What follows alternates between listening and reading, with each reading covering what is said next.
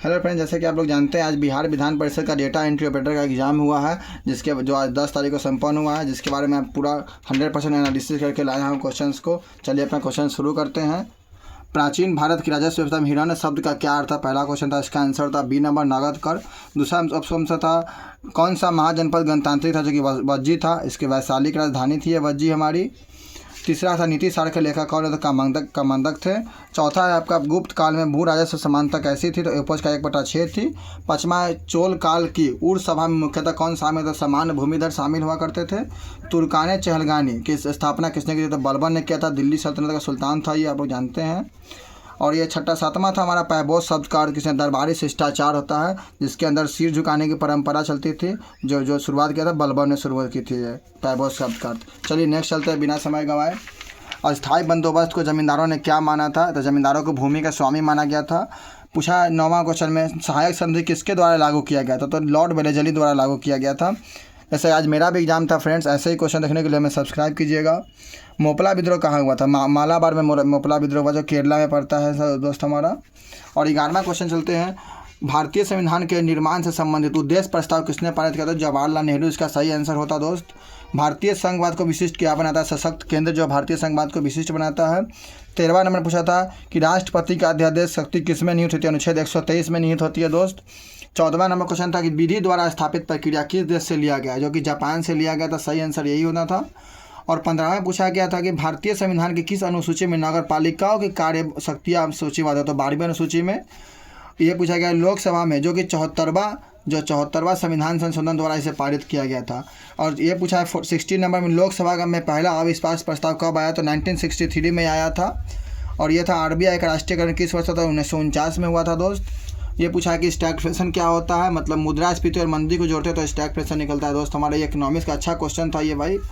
ये पूछा है कि फसल गहनता का 19वां नंबर पूछा है फसल गहनता का क्या अर्थ होता है? जो कि एक से अधिक बार बोया गया क्षेत्र को फसल गहनता कहते हैं, जो कि जियोग्राफी से पूछा गया था भाई।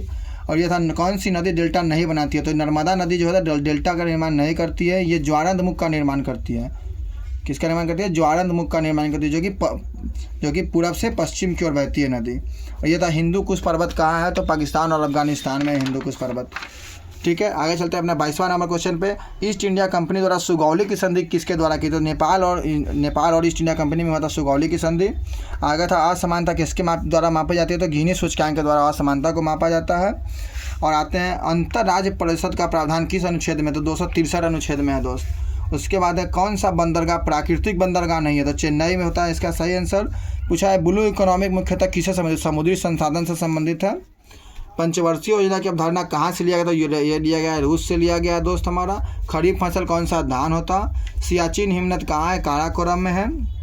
फिर 30वां नंबर पूछा गया था संसद में आर्थिक सर्वेक्षण किसके द्वारा प्रस्तुत होता था? केंद्रीय वित्त मंत्री द्वारा होता है, जो कि अभी हमारी वर्तमान में निर्मला सीतारमण जी है।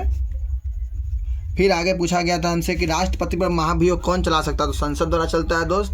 अच्छा, ये पूछा है मैं आर्टिकल 72 में, सॉरी माफ कीजिएगा, आर्टिकल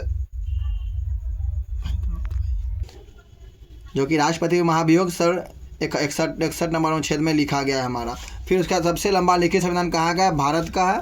फिर उसके बाद भारत के गणतंत्र दिवस में ध्यान दीजिएगा 2025 का पूछा, जो कि फ्रांस के राष्ट्रपति होता है। मैंने गलती से इसका आंसर इंडोनेशिया के राष्ट्रपति मार के चला आया हूँ, क्योंकि 2026 में आए थे ये, लेकिन 2025 का पूछा है तो यार फ्रांस के राष्ट्रपति इसका सही आंसर होता फ्रेंड्स। 2025 में ब्रिक्स की अध्यक्षता किसने की? तो ब्राज़ील में हुआ था दोस्त। ये मेरी दोस्ती पहले क्वेश्चन गलती थी। फिर उसके बाद पूछा आपसे कि 2025 में ब्रिक्स का नया सदस्य कौन सा बनाया? तो सऊदी अरब बनाया दोस्त। 2024 में भारत रत्न किसने मिला? तो तीनों लोगों को भारत रत्न मिला है, जो कि उपयुक्त सभी। इसका आंसर डी नंबर इसका करेक्ट आंसर होता है फ्रेंड। फिर 37 में पूछा था भारत में नाम मात्र जीडीपी आधार पर कौन सी सबसे बड़ी अर्थव्यवस्था है? तो ये 2025 के अनुसार पूछा है, तो चौथी थी। अभी आपसे 2026 में कौन सी है? तो भारत 5वें नंबर पर चली है ये दोस्त, याद रखिएगा आप। आईसीसी चैंपियंस ट्रॉफी 2025 की मेजबानी किस देश ने की? तो पाकिस्तान ने किया था। भारत के सारे मैच भारत में ही खेले गए थे, लेकिन इसकी मेजबानी पाकिस्तान को दी गई थी। विश्व आर्थिक मंच WEF की बैठक कहाँ हुई थी? स्विट्जरलैंड के दावोस में हुआ था। दावोस का शहर का नाम है, जो स्विट्जरलैंड में है। फिर आपसे पूछा गया था 2025 में घोषित अर्थशास्त्र का नोबेल पुरस्कार किससे मिला था? तो सभी लोग को, तीनों लोगों को मिला था इसमें। फिर आज चलते हैं 41 पे। जब प्रकाश की किरण वायु से कांच में प्रवेश करती है तो कौन सी राशि अपरिवर्तित रहती है? तो यह आवृत्ति जो होती है अपरिवर्तित रहती है। फिर उसके बाद पूछा था किसी चालक का प्रतिरोध किस पर निर्भर करता है, तो ये लंबाई, क्षेत्रफल, पदार्थ और तापमान चारों पर निर्भर करता है। फिर ये पूछा था, ये आपसे ये फिजिक्स का अच्छा क्वेश्चन था, ये फार्मूला बेस्ड क्वेश्चन था, जिसका इसका 484 ओम इसका आंसर होता। आगे चलते हैं। पूछा गया अवतल दर्पण में वस्तु फोकस पर रखने पर प्रतिबिंब कैसा बनता है, तो वास्तविक बनता है, उल्टा और अनंत पर बनता है प्रतिबिंब। फिर आगे 45 में था, निम्नलिखित में से सबसे अधिक किसका अपवर्तनांक होता है, जो कि हीरा का था 2.52 होता है फ्रेंड्स। कौन सा है आपका, ये फैक्ट आपको ध्यान में रखिएगा। निम्न में कौन सा रासायनिक परिवर्तन, लोहे का जंग लगना रासायनिक परिवर्तन है, जो कि आगे चलते हैं हम लोग फ्रेंड्स 47 नंबर पर। यह पूछा था कि जिंक की हाइड्रोक्लोरिक अम्ल से अभिक्रिया पर कौन सी गैस निकलती है, हाइड्रोजन गैस निकलती है। कौन सा प्रबल अम्ल है, हाइड्रोक्लोरिक प्रबल अम्ल है। तटस्थ विलयन का pH मान 7 होता है। और किस धातु को विद्युत अपघटन द्वारा प्राप्त किया जाता है, तो एल्युमिनियम को विद्युत अपघटन प्रक्रिया द्वारा प्राप्त किया जाता है। बस तो यहीं पर अपना एंड करते हैं। इसके आप आगे की सॉल्यूशन जानने के लिए हमें नेक्स्ट पार्ट में कमेंट कीजिए।